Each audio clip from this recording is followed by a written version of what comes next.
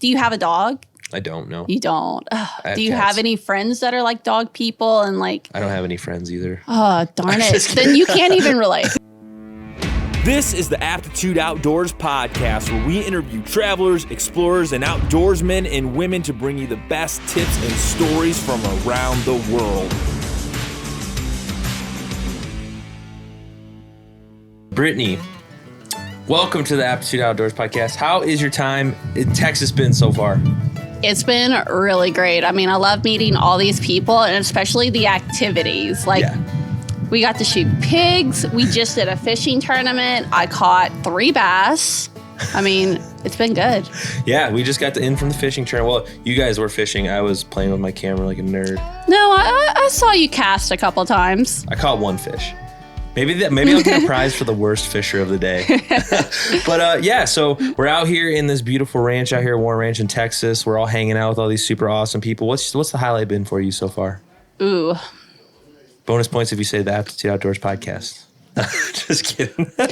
Look, I'm not going to lie to you. We're just starting this, okay? It might end up being, but I'd have to say my favorite was going out and hunting the pigs with the thermal vision. I mean, how cool is that? I'm pretty excited to do that, except for we get special privileges since we're filming.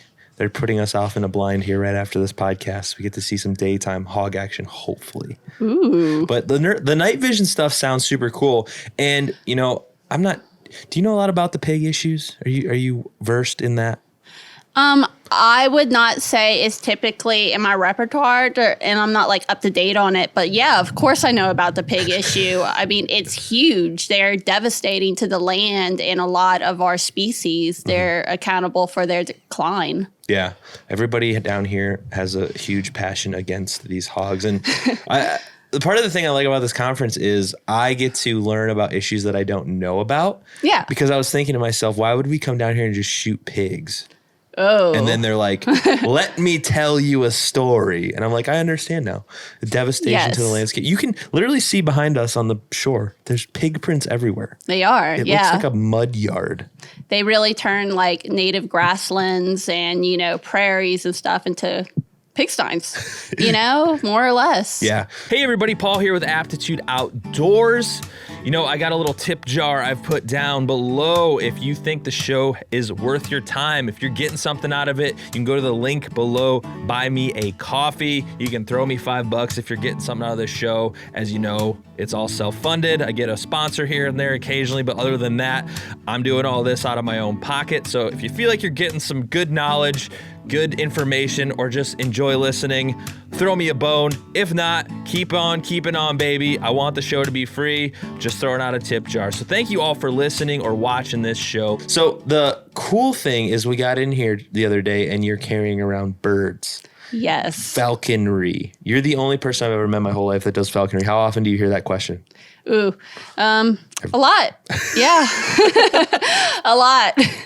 What's the What's the chances of that? Yeah. What's the chances of me asking that question? What is the part of that makes you excited? Because that's not an easy task like that. From everything I've ever read about falconry and taking care of any birds in general, especially falconry, is very difficult. You have to be very patient. Yes. So why do you find it appealing? I find it appealing for the challenge. I mean, what type of hunting gives you that type of like technical like aspect? And like, it's just such a journey from like you getting your bird, training it, to catching game with it. Mm-hmm. I mean, it's super intricate and you feel so accomplished once you're hunting. Mm-hmm. I mean, hey. Well, it's different because you're hunting animals with another animal. Yes. That's like the coolest thing. Like that's like the pinnacle of hunting, I think. None of us can touch that here. You're the only one with that skill set. Out of all of these badass hunters from all over the world, they've traveled to all over these crazy places, but you're the one that kills stuff with a bird. Well, I do feel special now. But yeah, it's a legitimate form of hunting. Mm-hmm. And as all hunting, you know, you're trying to just get that game. Mm-hmm. So there's similar aspects, within like the chase and pursuing and knowing your prey and having, to position your bird and position yourself in a place that will optimize, your chance to catch it. Just like let's say a turkey hunter has to position themselves and their decoy in a strategic place. There's a lot of strategy that also goes into it that I feel like other hunters can relate to. And they're like, oh yeah, that does make sense. Although, I do it with a bird. Yeah, yeah. And the birds are beautiful. Like, they're just so cool looking. Are they like a pain in the ass to travel with? Oh my God. So most of the time, they're lovely to travel with because you place them in a box that has a perch in it and you close the door and it's dark inside. And you know what? A bird typically will love that and they feel nice and secure. They love their box. They just go to sleep in it. It's their little peace and quiet. My current bird, Dogwood, I've never had this happen, but he does not like his box being closed. But while I'm traveling and in my car, I'm going to close the box. And after a while, you'll hear him start knocking on the door. And I'm just like, oh no. So he's kind of a brat. Do you have a background in bird stuff? I don't know the word for it. So ornithology. Okay. Some people have other types of backgrounds, but I graduated from LSU in wildlife ecology. I did specialize in ornithology, did a kind of advanced ornithology class. I've also worked for Louisiana Department of Wildlife and Fisheries, banding birds, and eventually got my master's banding license. So I would trap and band many types of birds, do birding call surveys, but I guess, I've really branched out from there. I do a lot of other biological work now. What's the advantage? Birds are just a passion. Yeah. It takes all of us are very passionate about different things here, and that's what's so cool. But what is the obsession with birds specifically? Banding birds is beneficial in a lot of ways, but where did the passion for birds come from? So honestly, whenever I was in college, if it wasn't ducks or a bigger bird of prey or something, I didn't really, it's not that I didn't care for them, but I just didn't pay attention to them. Well, I took one class where we banded birds, we misnetted them, and it was a yellow-throated warbler. We had it in our hands up close. That bird was maybe 2 feet away from my face, and I really got to see the bird. And I was like, oh my gosh, this thing is what's in the trees. It's so beautiful. Who knew? I just had never really paid attention to that level, despite being, a ecology student and, being more interested in maybe reptiles or the megafauna. So it kind of took off from there. Life is hard, and we're out here doing larger-than-life things, whether it's pushing ourselves physically in the outdoors or mentally at work or in the podcast studio. Absolute Aid is here to help you focus, recover, and stay calm during your most intense moments. Absolute Aid, created by nature, made with science, for those who seek to do more. What's the advantages of the bird banding program? Because I know that's a big thing. Even hunting, if people hunt waterfowl, they find a bird that's been banded, they're supposed to call it in and do all this information. What's the overall purpose of that program? Okay, so you can gather so much data from bird banding. So let's say some birds get trapped and banned at point A. Okay, you're taking a lot of data from that, from those birds. Is it male? Is it female? Does it have this? What is its body score? Measuring many different aspects of that bird, and you let it go. Okay, fine. Time passes. You're at location B, and it might be a couple years later, and you trap the same bird that you got at location A. And, it might not be you. It might be somebody in South America because it was on its migration. Well, they're going to look at that bird and they're going to be like, wow, this bird is 6 years old. We can tell from this data. Wow, like typically we don't catch birds this old. It must be an outlier. And you're like, okay. And then like you just gather other trending data. Like, okay, let's say cardinals, you ban thousands and thousands and thousands of cardinals. And over the years, let's say 20 years goes by, you notice like, oh, wow, cardinals' wings are getting shorter. And you're like, well, I guess, our forests are getting, more and more crowded together. So they need shorter wings to get through a more crowded forest. And that I just made that up. But, there's a lot of things that you can tell from this data. And that is why it's important.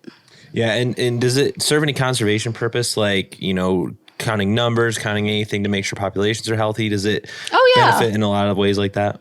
It sure does. So, just taking cardinals, everybody knows what a cardinal is, red bird. You can see like over the years, like, okay, every year in April, we catch at least over, 1,000 cardinals. And then you see it just decline. Then you're like, well, something must be happening. Or let's say there's one year where there's like a steep decline, but there was like an event in a part that's maybe like along their migration or something like that. And you see the data, it'll support different things that's going on in the environment. So the other night, sitting in my room, getting ready to go to bed, and Chester Moore walks in and throws a magazine on my desk, and he says, "Here you go." And I noticed someone was on the cover of that magazine, Texas Fish and Game. How did that come about? Because the picture is badass. You look like you're like tackling a turkey. I don't know if that's necessarily the case. The opposite. Yeah. It was the opposite. So, I was out in West Louisiana kind of supporting a project that was going on. We were trapping and banding turkeys. So I do work for National Wild Turkey Federation, and I am restoring longleaf pine habitat up in Louisiana. But that day, we were using rocket nets to trap groups of turkeys. We were taking blood samples and banding them. And then also a LSU study was putting on telemetry on some of the birds so they could track their data. So we had just done, I processed that turkey and I grabbed it, and it was the photo of the release. That is... It looks pretty. I'll put a picture of it on the screen if anybody's watching this on YouTube. Or it looks so cool. Well, thank you. No, I just I get to like hold a hawk every day, but let me tell you, a turkey is a powerful bird. You got to respect them, especially that one was a male. You just feel the power behind them. They're big. Yeah, they are big. As from a hunting standpoint, they're also very intimidating because it's very easy to get outsmarted by an animal that has the brain that's like the size of a pebble, basically. Like, they're so smart in, like, people give animals these, like, they give this idea that animals are stupid and they don't know it. Like, animals are very intelligent because they know how to live out there, and we barely can function without like water for a few hours. So like, they understand how it works. What's so special about turkeys? Well, I just think they're kind of a unique animal to North America. It's just this big, goofy animal, but then you really look at it and you have these beautiful, like, opalescence, like flashy feathers with like multiple colors. And, they have this awesome, like, social structure, and they're just very interesting. Mm-hmm. And we have, a couple different ones throughout the U.S., and each one's kind of unique, and they're just really cool once you start to learn about them. Yeah, and I think they're like, they get a bad rap. The only thing people think of with turkey is like the stuff you buy at the store, and they're such beautiful birds. And there's nothing better than getting up early in the morning and stepping outside. Like, even here, you wake up and you just hear them calling off in the distance. It's so cool. Oh, that was a cool experience. Yes. Yeah, I love that. And last year when we were hunting, up at the other ranch we were at with the podcast summit. The first time I heard a turkey call and I was sitting in the blind, I felt like my heart was going to explode. It's so thrilling, but they're a very difficult animal to hunt. I don't think a lot of people know how good their eyesight is. Oh, yeah. It's like laser sharp. Like you have to be very diligent to get a turkey. And some guy here just got one not that long ago. I was super bummed. I'm super excited. I want to see it, but I want to be out there hunting the turkeys. Yeah, no kidding. It seems like a great place to be able to sit yourself up and like call one in. Yeah. So with the restoration project you're working on in Louisiana, what is all that about? What's the end goal with it? Ooh, yeah. So I am working off of a grant, and we are doing a cost share with many like private and public landowners. So it's like an incentive program. So we will give money if the landowner either plants longleaf pine, or if they already have longleaf pine, we will help pay for it to be in like a burn program and do a prescribed burn on their land. And, that will really knock down like the underbrush and promote like healthy foraging grasslands underneath the longleaf pine. Yeah, and controlled burns have to be one of the coolest things I've ever seen. They do them out where I live in Ohio quite often. Like pretty much every year, there's a big preserve right by my house, and you see just the smoke rise. It freaks people out. They think the world is ending. They might be getting used to it, but I don't know. But like, what advantages does a prescribed burn do for like an ecosystem overall? Because it's like a natural part of nature. We just suppress it. Exactly. It is a natural thing that occurs. And kind of like what you were saying, it freaks people out. Well, guess what? I don't blame them totally.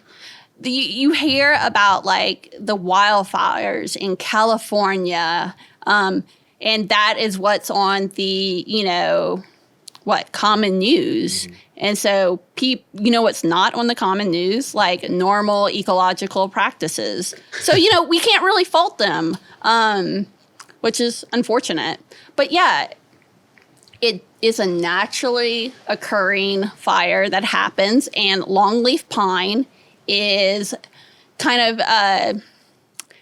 I guess, like it can survive these fires. In fact, it kind of helps it, and it knocks down like all the other trees so that longleaf pine can be like prevalent in the area.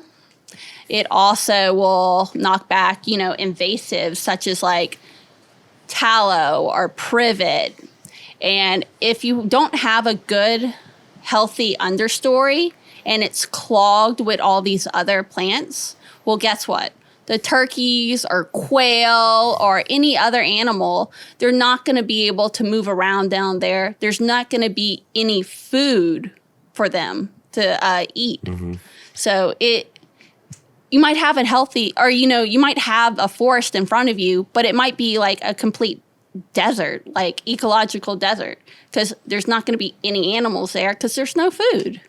Yeah. And so the whole reason we're down here is we all have similar interests in the outdoor world. They're broad, but they're similar.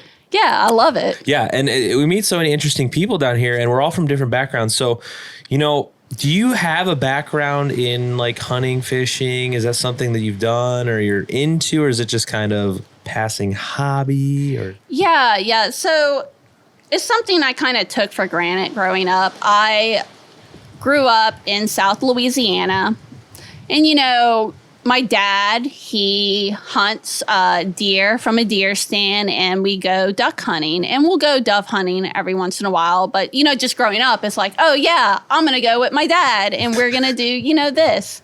And I wasn't avid about it, but I loved being outdoors, and I would go with him. We'd go like a couple times a year. And then when I moved away for like college, and then after college I lived in California and then Texas, I would come back during like the holidays and stuff, and we would always do like a Christmas duck hunt. And I'd go out to like our deer stand or something like that, and I was just like, damn, this was special, and I miss that. And now I seek it out on my own, not realizing that I like doing those things, like, for myself.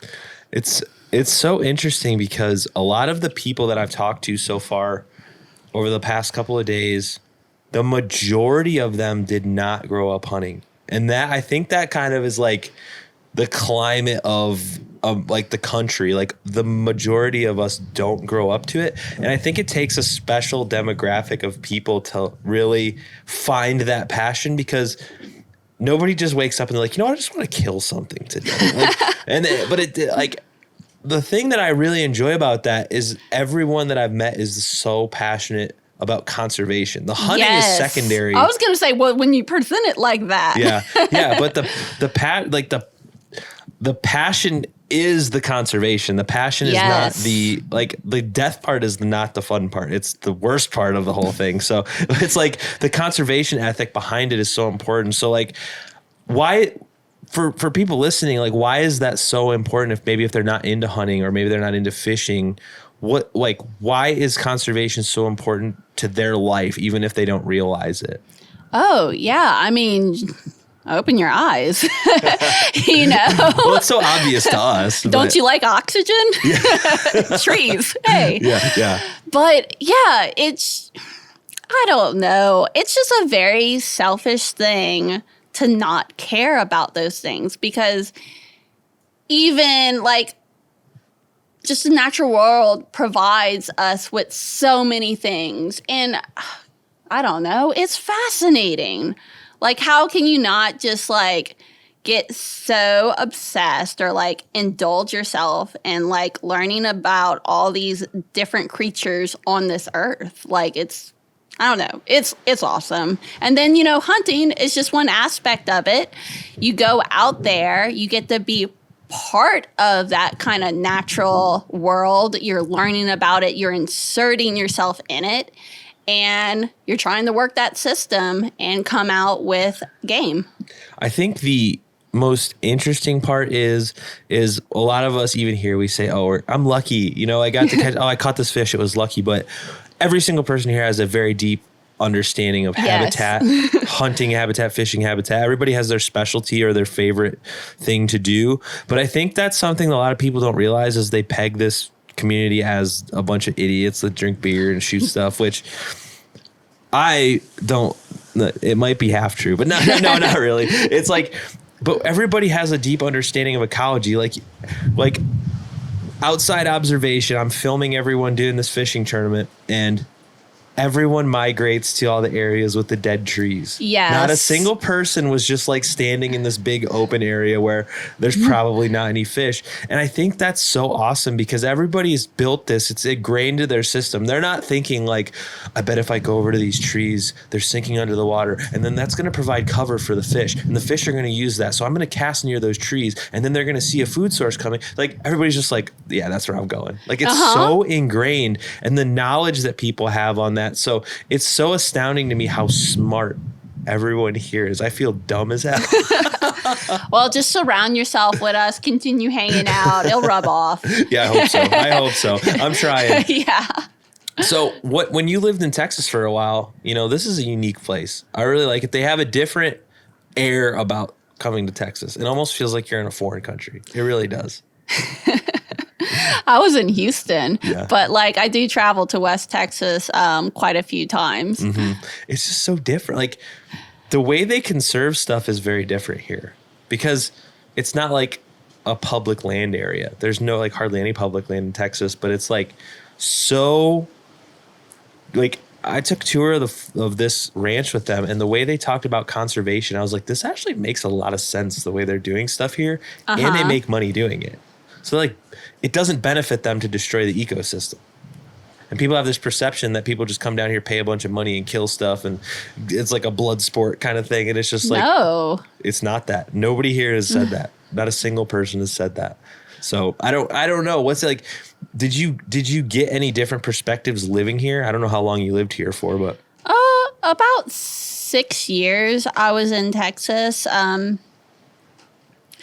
don't know. I guess I've been lucky to really surround myself with like understanding people. I mean, certainly Texas does have its yeehaw like culture that you can love it or hate it. It's so gaudy, but I love it. Like Bless those wranglers. I love it. I personally love it. But Louisiana, I don't have much experience. I've been there before, but it's like, That's a culture. yeah, but it's beautiful though in its own way. Like where I'm from, it's like hardwood forest. You got like oak and maple, and it's like your traditional like Midwestern forest. But like Louisiana is like its own universe in a lot of places. I mean, I know there's parts that are more. Oh, it definitely is, especially like South Louisiana. I mean, I don't know. It's like I can't even describe it. It's its own thing. It's Cajun country. What's deer hunting like in Texas? Because I only have the perspective of doing it in Ohio. You're talking about deer stands. You're talking about, just like going out with your dad. It sounds very familiar, but like the terrain is probably drastically different. Okay, well, I hate to be a downer and I don't want to offend anybody out there, but like, oh my God, it's just easy. Like what? You sit in a deer stand and I listen to like my audiobook for like a while. The sun comes up. I'm still listening to my audiobook. I watch like, I don't know, butterflies go by, some birds. I just wait for that deer to come out and eat at the corn feeder, and you aim and you shoot, and there you go. It is not hard at all, and I hate to knock it. It's a relaxing thing to do, and I feel so happy when I get a deer and I'm able to share like the meat and like, take a back strap down to the beach and be like, hey guys, I'm making back strap tonight, and share that with my friends. It's super cool. But to me, there's a lot more challenging like types of hunting and ways to interact. I feel like that's a very passive way to hunt. Mm-hmm. Yeah. So, you can imagine it. It's very straightforward. I wish it was that easy for me. My hunting consists of me frustratedly sitting in a deer stand for weeks at a time and just getting angry. Do you have a feeder? No, I don't. No, you just try and see like, I guess like find where they walk and then set yourself up. Okay. It's ideally, it sounds awesome, but they're surrounded by like thousands of acres of corn. So they're like, I don't give a shit about your feeder, which is, it's fine, but they get big up where we're at. It's really cool. Oh yeah. I know that is definitely a thing. And like our deer are not as like massive. Yeah. So like what do you do at WNTF besides this conservation project? Like what's your title? What's your... Oh, I am just a wildlife biologist, and that is my baby. Yeah. Yes. That is, I might step in and like go to a club meeting or help out with like a project here or project there. But that is my work. That's my baby. But I know a lot of people in the ecological field, and I like help out a bunch with like Louisiana Department of Wildlife and Fisheries and the NRS office, and help out with projects there, especially when it comes to private landowners. There's a lot of, I guess, like programs they can apply and get into, and, they'll get paid a little bit to help I guess like manage their land. Yeah. And these, since I'm relatively new, I'm probably like 5-6 years starting hunting on my own. I'm not ultra familiar with all the missions of these organizations. I mean, like Wild Sheep Foundation here, you got National Wild Turkey Federation here. There's all these awesome organizations. What is their role like nationally? What do they do overall? Well, it's like a lot of other conservation organizations. They're just more geared to turkeys.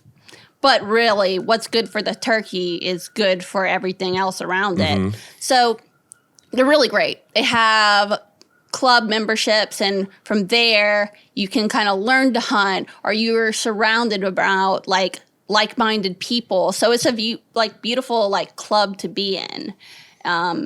Then all that money and membership kind of goes to conservation work. And so that's what I really like about this organization is they're out there. They are trying to use science to, conserve the turkey and, build habitat. I mean, it's exactly what I'm doing. Yeah. And, turkeys kind of have a unique story from what I understand. Like they were like almost wiped out in a lot of places. So like for them to come back, what was that journey like? Because they're like that happened with deer too. Like deer almost got wiped out in this country. I feel like everything at some point in time, besides maybe pigs. Yeah, they have no problem right now. But like, something else I'm like kind of passionate about is, peregrine falcons and like a bunch of the raptors also they had kind of about too. Yeah.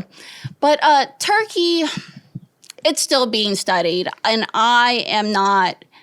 It's like one of the something Kruger effect. Like you think you know something, but then you learn more and more and you're just like, oh, I don't know it. It's one of those things. It's like, oh, well, bad habitat. Okay, fine. Increase habitat. But then it's like other factors and there's so many things. And I know this is such a vague answer, but it's still being studied, and solutions are still being come up with. Well, I mean, the only perspective I have is Ohio. And from everything I've read and studied on it is like, they were pretty much gone. Like their numbers are still not insanely good in Ohio, but like they're big enough that you can hunt them now. And after coming down here last year is the first time I ever attempted to hunt them. And they're all over down in Texas. Like they're pretty prevalent even on these ranches and stuff. But like when I was up there, I scouted for weeks. I didn't see a single turkey. I saw some footprints, but I called and called.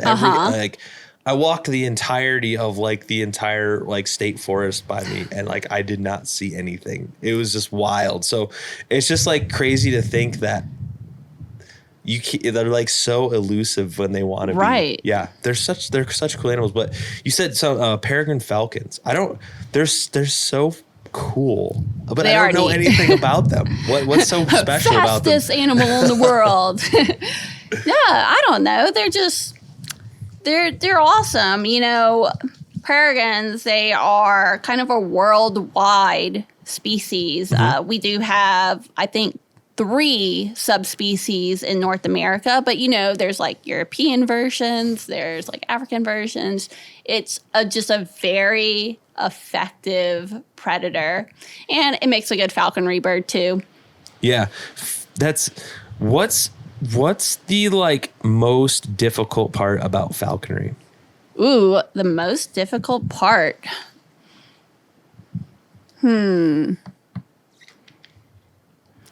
Well, it kind of relates back to like all hunting. Habitat, like access and prey, having good game numbers to actually go out there and hunt these things. Like, for example, like urbanization. There might have been like a great rabbit field that's like just outside of your like city or town. Well, guess what? It is now a like subdivision, and that happens all the time.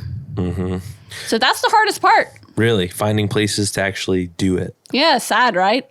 So the training isn't that bad comparatively? No, it isn't. And I suppose it does take a special person, but I feel like anyone can learn that. Yeah. I think the only experience I have with that is there's that book was like H for Hawk or something. Oh, I did read that. Yeah, the lady made it seem like it was like the most tedious thing of all time in that book. Yeah, I didn't like that book. She like really just like dragged out the whole thing, and it's not like that. It's not like that. She put that bird through some type of hell. That's not the answer I expected. Sorry. I expected you to be like, this is the hardest. I love it. It's so difficult. And you're like, no, it's not I that mean, bad. like, that's people that are like really like, I'm going to say it wrong, but like darn it, I'm going to stumble. But, they're putting their feelings into the animal, and it's just not the case. Like, the bird's not sad.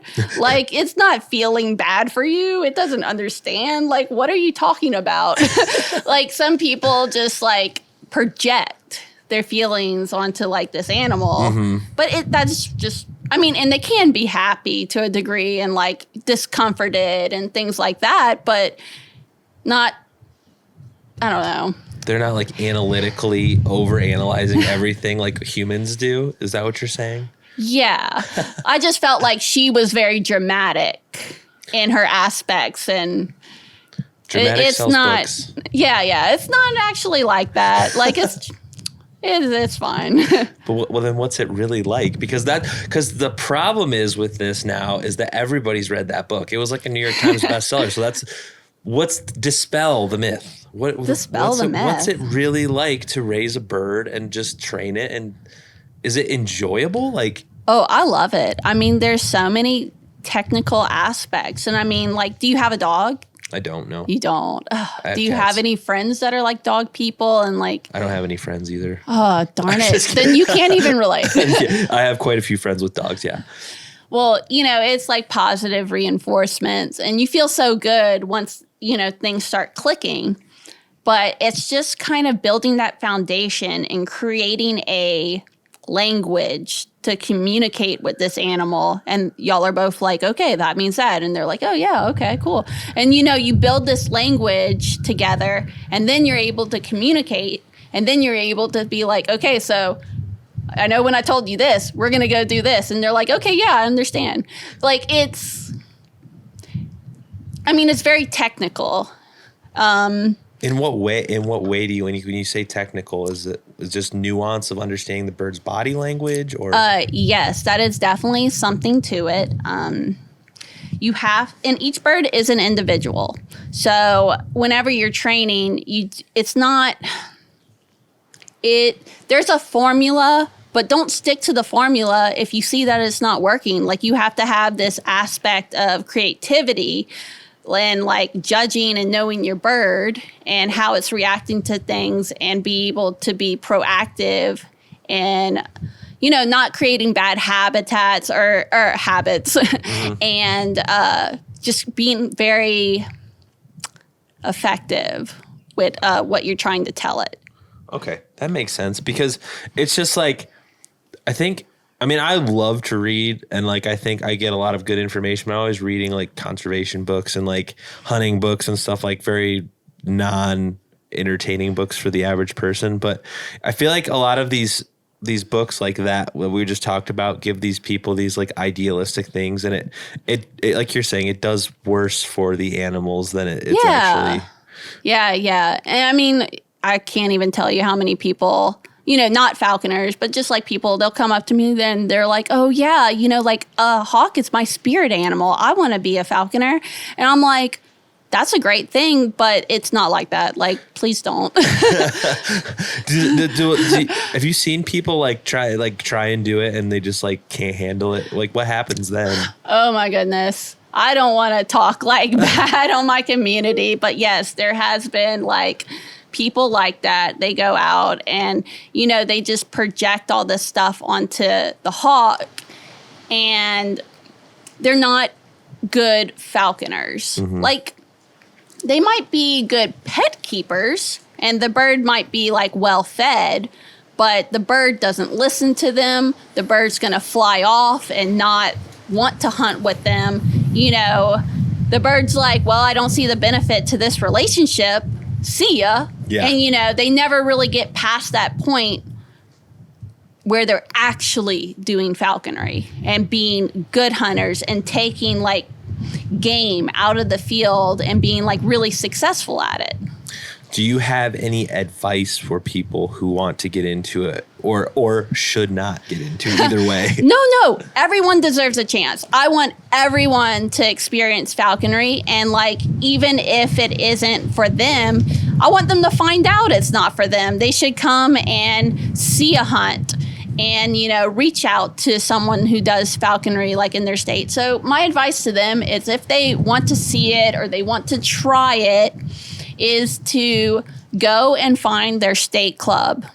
And that usually just consists of a Google search. Mm-hmm. I am very lucky because in Texas, we have the Texas Hawking Association. Awesome people, great organization, and great falconers too, good mentors. But we also have a North American club that kind of like encompasses all the state clubs. So that would be North American Falconers Association. That also does a lot of good work for falconry and raptors too. So it's great that we can be a part of this stuff, because while we are hunters, we do use these birds, we're also out there for conservation too. Mm-hmm. And I think a lot of people have a fear of these raptors because of like, they are big, powerful birds, and they kind of, but does it ever, like, when you first get a bird, do you ever get like, oh man, I got to be a little bit careful? Like, have you gotten all beat up from them before? So that is certainly something that can happen, especially in the beginning. Mm-hmm. I mean, you are trapping a wild raptor. You trap your own bird? Oh, yeah. I didn't know that. That's cool. Oh, we should start at step one. Yeah. But yeah, you usually start off with a wild bird. And, they're wild. I mean, they're going to try and it's called footing whenever they use their talons to grab you with their feet. Mm-hmm. So they're going to try and foot you. They're going to try and bite you. They are not happy about this whole situation. But once you start to feed them, they make that positive like connection, and they're eating from you by like, I don't know, most of my birds, they eat on day one. They're just like, oh, you're offering me food and you haven't killed me yet? Okay, I can get into this. Like they're really malleable. Okay. To a point, because especially when you do trap a wild bird, you are trapping them. They have to be normally out of the nest, flying around, but they are under a year old. So they're juveniles. And so they haven't, kind of just the young and dumb thing. Mm-hmm. They can be taught. Okay, that's pretty cool. I think another thing that really interests me, and I like to see to help anybody listening if they have with just good advice, because a lot of people, especially kids, the thought of becoming an ecologist sounds cool. I don't think anybody really knows what an ecologist means that isn't an ecologist, but it sounds like a legit thing. Like, I wanted to be an ecologist when I was a kid. I don't even know. I still don't really even know what an ecologist is. So, as a kid, for advice for people up and coming in the outdoors world, what advice do you have for them to how to be successful in this career path? Because you've made a career out of it, and it's something. It's an admirable career. It might not be the most glorifying thing like it sounds, but what advice do you have for working in this? Well, be willing to get dirty. And I mean, that's what some people get in it for, because they're just like, I love being outdoors. Yeah. But, it is a commitment to being outdoors. You will work long days. It will be hot. It will be cold. But, it's a field for the passionate. You have to be driven and know your end goal and feel good about it. Is it a lot of field work followed with a lot of paperwork? That's what I would guess. So I've had I don't know, a good handful of jobs in the outdoors and different types of positions. I was even a consultant for oil and gas for a while, doing wetland delineations. And that was a good mix of paperwork and reporting, but also being outside every day, all day. Yeah, I guess it can be a mix of both for sure. That's pretty awesome. So I am huge on trying to convince people to get into the outdoors, and even more so now, about people listening are probably all this dude does is talk about hunting now. And but that's, your interests change over time, Yeah. When I started out, I did a lot of backpacking. I grew up in the outdoors, in Michigan is my playground. I've always loved Michigan. I think it's a beautiful state. They have tons of outdoor recreation, hunting opportunities, fishing opportunities. But I felt to me, not growing up hunting, I always felt it was the pinnacle for myself of outdoor skill sets, because you take a lot of the information you learn doing fun stuff, backpacking, whatever, spending time in the backcountry. And I think a lot of people end there. That's enough for them. Uh-huh. And I think a lot of us are a little more crazy than that. We like to make it as hard as possible. And I think it's a combination of learning to be patient, learning to understand that things aren't always going to go your way. No. Hardly go your way. And then, really getting passionate about some kind of animal, because everybody has a specialty of hunting that they enjoy. You know what I mean? Like, there's many types of ways to hunt for sure. Yeah. And I like deer hunting. I'm not great at deer hunting, but it's what I'm most passionate about. And it's a logical thing for me. It's a logical way to like save money, be environmentally conscious, produce your own stuff. And I think that's missing a lot today from our society. Like, people are so wrapped up in their little world and they forget that we're part of this. And so, like, I don't know. It's so hard to get people involved in the outdoors. And I think, especially me, I'm really bad at this, is like, we do a lot of talking and pondering of why instead of like taking action. So it's like, how do we get more people, do you think, if you just like a personal opinion, to get not necessarily into the outdoors, but like conscientious that like this is important, whether you care about birds or whatever, like we're not apart from the natural world, even though we've built these cities and these infrastructures and these crop production practices that are like keeping people alive, but like that all is the byproduct of the natural world, and we're still very much tied to it. So how do we spread that message without that's a lot off? to unload, but like in general, what's on the TV? Like, what are our news people reporting? What's like the most murder? What makes the most money and gives you the most success? Well, guess what? It's not conservation work. Never. So guess what? It's not valued in our society. And that's just how it is. So how do we change that? I don't know. It might be false, but like, make it cool. Make it something desirable that people are like, you know what? I could see myself doing that. Seems fun, seems really appealing. Because, there's not that grasp for like, I guess like normal people, the average Joe.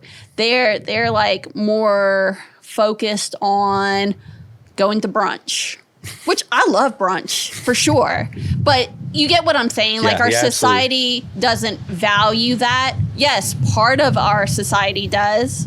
But it's not the big moneymaker. It's not where all the dollars are going in. And I feel like sometimes when corporations or something, they're just doing it as a gesture.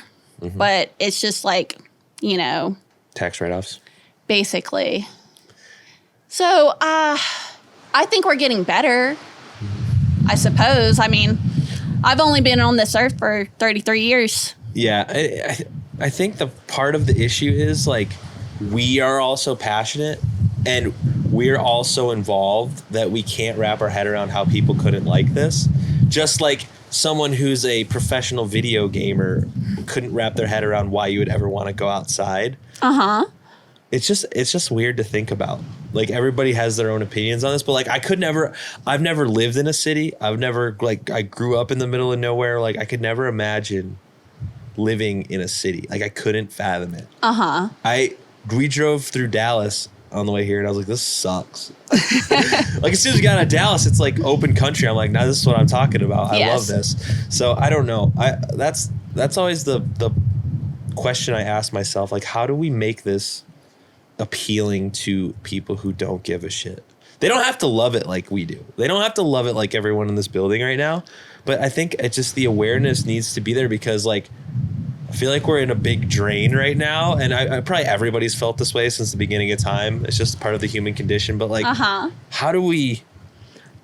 I mean, a lot of things would have to change. And like, I mean, I'm not being dramatic. I'm actually like thinking this off the top of my head. But like, for example, if you shut down all the grocery stores, okay, people now have to learn how to have like maybe a little vegetable garden in their, I guess, like yard or whatever. And guess what? People are gonna do it because now they have an incentive to do it, and that it made gardening valuable. You know, and I know that's just like a very extreme example, but you know, people don't have incentives to like be responsible or, you know, like the outdoors. I mean, why do it? That's the question of the, right? Of the ages. So yeah, that got really heavy for a little bit. That tends to go that route occasionally. But you know, I want to thank you for coming on here on the podcast. You've probably already done like 6 podcasts already. So I liked where this went. This was fine. Okay, cool. But you know, I think I have to go do something. I don't know. We're on a tight schedule here. I have to do something. I'm not sure what that thing is, but I have to go do it. So I want to thank you for coming out here and, you know, joining me on this cool porch during this windstorm we're having. Apparently, we're dying up here. But where, if you want to let people know where to learn more about what you do, where they can learn more. And I'm currently building my social media. I have an Instagram, so you can look me up at winged_hunt. Okay. Yeah. That is awesome. And, you know, social media is a fun place and hope to see more of your content because the birding stuff is really cool. And I think you have a cool niche. You could probably do some really awesome stuff with that to educate people. So, yeah, I would just love to like inspire and, you know, it is my passion. And if I can get anybody else to be like at least inspired and see how cool these animals are, like, that's worth it.